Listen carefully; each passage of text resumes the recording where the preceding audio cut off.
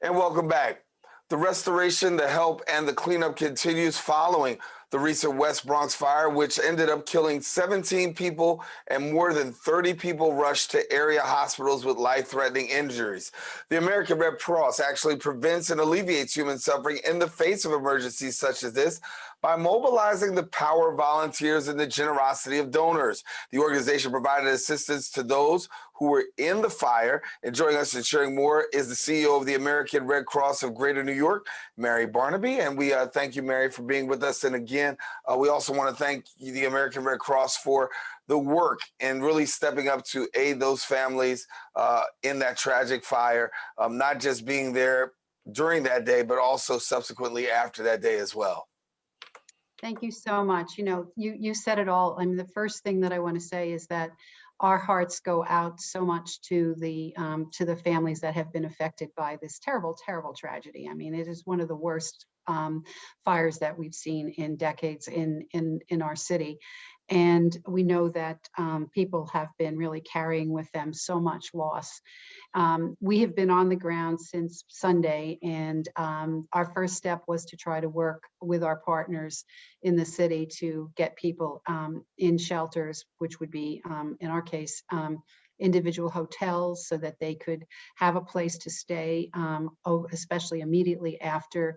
Then they couldn't return to their homes because the city had issued a vacate notice on the entire building for a couple of days. Of course, now people can start to get back in certain floors. And we provided shelter. We also provided meals to folks. We have been staffing in Monroe College, the service center there, for since Monday, and providing not only meals to folks who come in who live in the building, the residents, but also we have caseworkers there who are working individually with each family and each household to help them to find out what their needs are specifically. You know, some people have lost medication that they left in the fire. Some people have documents they need to replace. Others have sort of spiritual and emotional needs that need to be addressed. And we're able to bring those support services to the folks, as well as financial assistance to certain households that qualify because of their loss. We also have a team that is available to work with the families who suffered loss of loved ones, and giving them support, and also letting them know about resources that can help them through this terrible time in their lives and through this terrible loss. So those are the things that we're doing. We're going to continue to do that. We still have about 66 families that the Red Cross has worked with who are in hotels staying overnight. We know that there are other families that have made other arrangements with family members, or maybe other community groups that are still being housed in hotels. But we hope to see, you know, gradually that people will be able to return to their homes and get their lives back on track. How does this rank for you in terms of all the work that you do? This isn't the first fire that you've had to deal with. You've had to deal with hundreds and even thousands of fires down through the years. But when we talk about the depth of the magnitude of this particular fire right here, from your perspective, how bad was it in terms of the work that you had to do and the scope of things that really came afterwards? Yeah, at the Red Cross here in Greater New York, we respond to about, it's sad to say, 6 to 10 emergencies a day. And most of them are home fires. But I will tell you that this is one of the worst we've experienced in a long time. I think there was another in 2017, also in the Bronx. There was an explosion, I think, several years ago in Harlem that actually did have the kind of mass casualty type of result that this one had. But when we see mass casualties like this, it is absolutely one of the worst that we have responded to. And I think that some of the things that, as we look at these types of situations, we always ask ourselves, what can we do as an organization to help people be more prepared, to understand what they can do to be safe? Having a certain type of space heater that, will shut itself off automatically, and, watching out for things like baseboards, having people baseboard heaters, having people be more aware of not using the stove or candles in situations. These are all things that that we try to do in our preparedness work that we do. We work very closely with a lot of the elected officials in this community as well as around the entire region to provide education. We're doing a lot of it virtually now, and so we're really trying hard to, get people to be aware of what they should and shouldn't do. It was just Christmas, and we saw so many Christmas tree fires. What do you need to know about those situations to avoid it? And then if you are taken by surprise like these folks were, what do you do to try to reduce the amount of of devastation that would result? So in this case, we knew that there were issues around closing doors.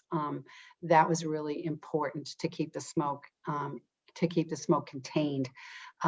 It's also important to have a plan with your family. Oh, it was so tragic to see family members looking for each other, when they were rescued by the fire department and not knowing if one of their family members was taken to the hospital or safe or that sort of thing. So we do like to say, if you can, have a plan of where you're going to meet so that that you can all account for one another. So this is something that we really are hearing in the wake of this fire. We're hearing a lot of requests for us to work with communities around the city to try to help people. I live in a high rise. We're doing it in our own building right now to really, making sure that we're paying attention to what we can control when something is as out of control as that fire was. How much did the cold weather impact the way that you were able to respond and do what you have to do? I've heard people say that it can make a dramatic difference, but for your organization and your volunteers, how much did the cold weather have an impact? Well, I think it was more COVID than the cold weather. I think that the cold weather was particularly bad last evening, and we know that some of the folks got back into their homes and the windows were replaced, and so we're very hopeful that they were those that went home had sufficient heat, and I know there was an outpouring of goods that people were able to take back with them to replace, bedding and comforters. And so we're hoping really that, and warm coats. And of course, that was a big part of it. We heard about one woman who never left her apartment and because she didn't know that she could, and she was up on the 15th floor with her two pets, her cats. And I'm sure she was so cold the nights that she was in there, and she didn't realize that she could get housing in a hotel. So the cold, yes, does play into it, and people had to replace clothing and that sort of thing. But I think for all of us, the most important thing was keeping people COVID safe, because we know that there is a spike right now in the city. And when we opened up for example, the service center, really wanting to make sure that we were operating in a way that would continue to protect the safety and health of the residents coming in, as well as the people working there to support them. Yeah. Well, Mary, I want to thank you so much for the great work that the Red Cross has done in this particular fire. Heroic efforts and literally risking lives and saving lives. I want to thank you so much for joining us and then giving us some much needed information. We'll definitely have you back to give us more as we continue to follow this story, and maybe we can talk about fire safety a little bit more in depth going forward. So that way homes can be more and more aware. Thank you so much, Mary. I would love to do that, and everyone be Bronx strong. Yes, we're going to stay Bronx strong. Indeed, indeed.